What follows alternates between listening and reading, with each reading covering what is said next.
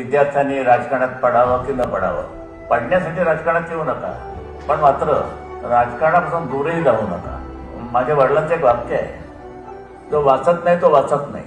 वर्तमानपत्र वाचन हे तुमचं असलंच पाहिजे. याचं कारण जगात काय चाललेलं आहे, आपल्या या हिंदुस्थानातलं राजकारण कोणत्या दिशेने चाललेलं आहे, काय चाललंय आहे संपूर्ण आपल्या आजूबाजूला, त्याचं निरीक्षण तुमचं सतत राहिलं पाहिजे. तुम्ही विद्यार्थी विद्यार्थी विद्यार्थी हा प्रकार ठीक आहे, पण टिळकांनी सुद्धा सांगितलं की आजन्म विद्यार्थी राहा.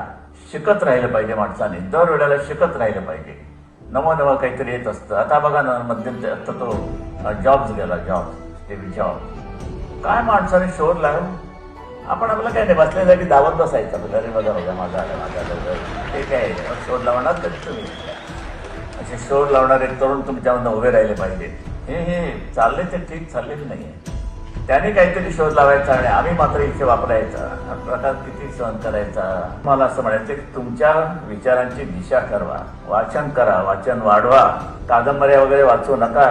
तो प्रेमी असतो ना, तो असं प्रेम करतो. कादंबरी वाचून प्रेम करता येत नाही, ते कृत्रिम असतो. त्याने केलेलं प्रेम तुम्ही कशाला करता. तुमच्या प्रेमावरती कादंबरी उभी राहिली पाहिजे.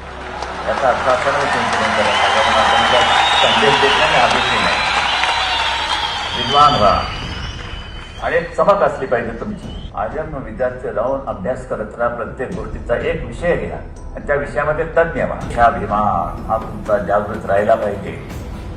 आणि म्हणून मी आपल्याला सांगू इच्छितो, नुसते वर्धापन दिन साजरे करायचे नाही, पुढच्या वर्धापन दिनाला हा टप्पा फार मोठ्या पद्धतीने देशभरात नव्हे जगात पसरू द्या तुमचं नाव.